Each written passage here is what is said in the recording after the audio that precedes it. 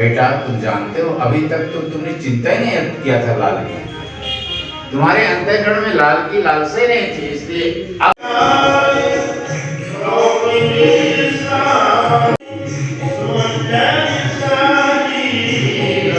इसके वही बदलते रहते हैं पोशाक के हिसाब से, सारी बहुत फ्रीक्वेंटली। उसी समय ब्रह्मा जी ने मत जाओ, सब भेद खुल जाएगा सब। He was a doctor. अच्छा, एक ना मैंने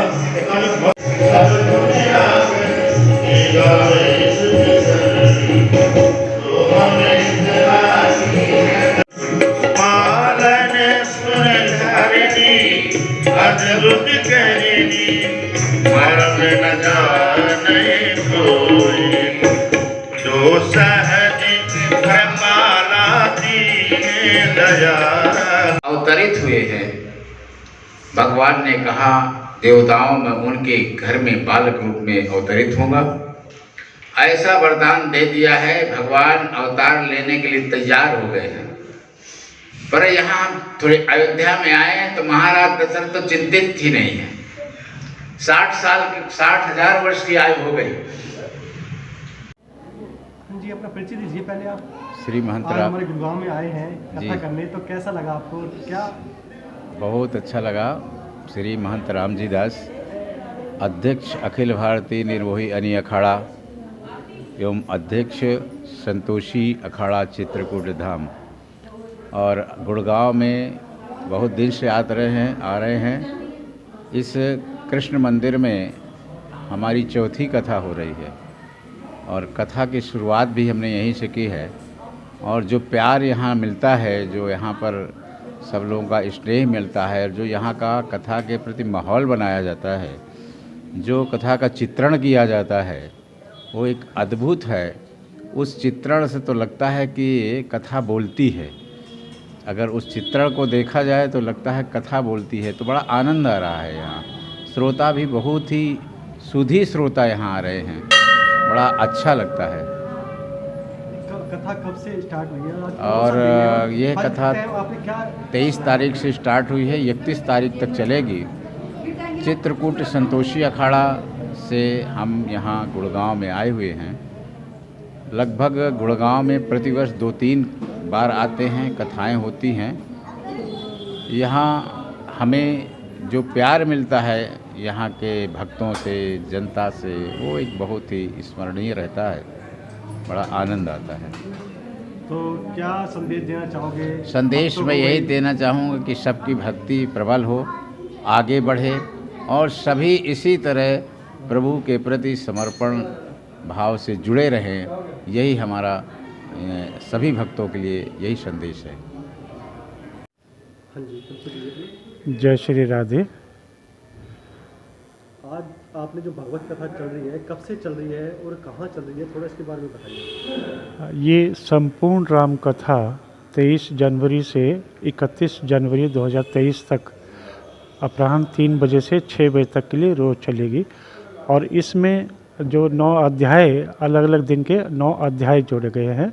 पहले दिन जैसे राम कथा शुरू होगी, उसके बाद अगले दिन उसमें राम जन्म का विषय है, तीसरे दिन उसमें राम विवाह का विषय है, फिर चौथे दिन उसमें वन गमन का विषय है, फिर छठे सातवें दिन उसमें भारत चरित्र का विषय है, फिर भगवत लीला उसमें की जाएगी, और फिर उसके बाद राज्याभिषेक हमारा जो विश्राम है वो हमारा 31 जनवरी को राज्याभिषेक के साथ विश्राम होगा।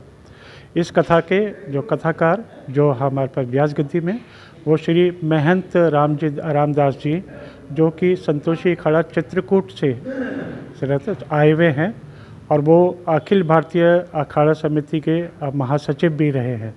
पिछले 30 सालों से वो कथा करते आ रहे हैं, और हमारे लिए गर्व की बात है कि इसी मंदिर से उन्होंने सबसे पहली कथा इसी मंदिर से शुरू करी थी।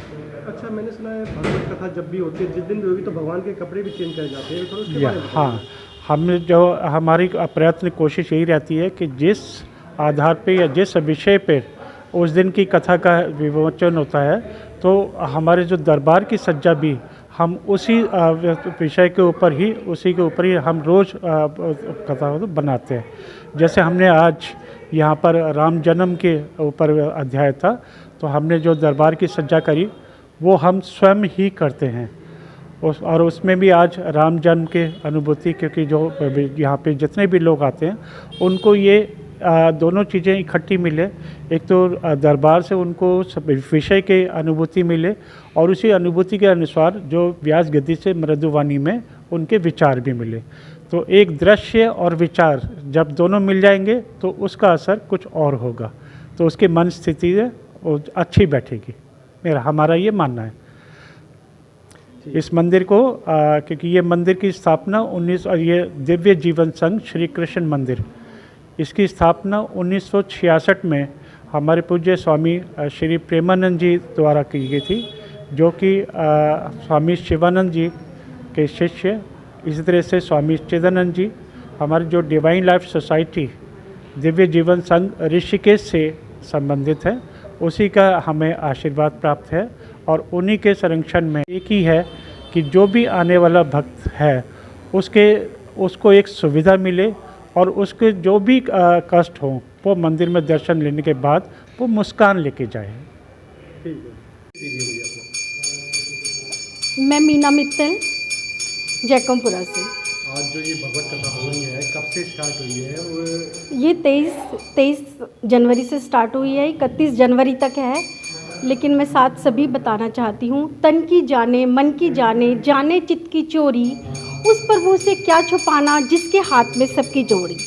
मैं सबसे पहले यह बताना चाहती हूँ, यह जो प्रोग्राम हो रहा है ये कृष्ण मंदिर जैकमपुरा में हो रहा है। यह हमारा बहुत पुराना मंदिर है। इसकी बागडोर हमारे वेद प्रकाश शास्त्री जी संभालते हैं और यहाँ की जो भी विग्रह हैं उन सब की देखरेख NC गुप्ता हमारे जो इस मंदिर के प्रेसिडेंट हैं।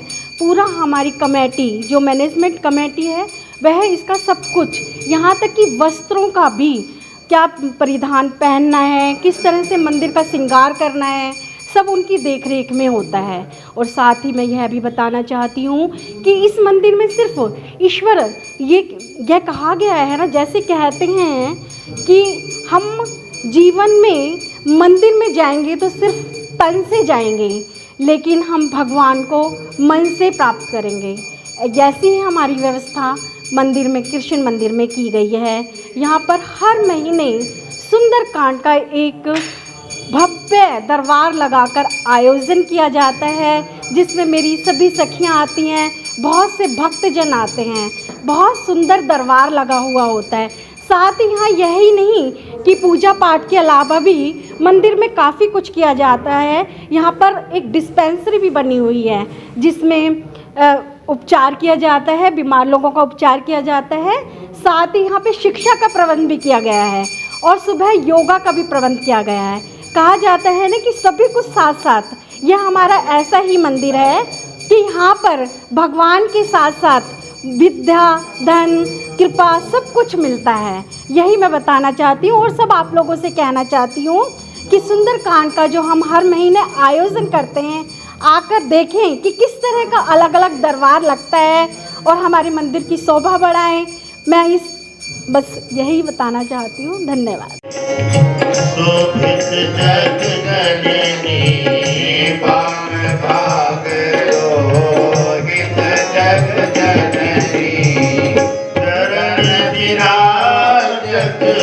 है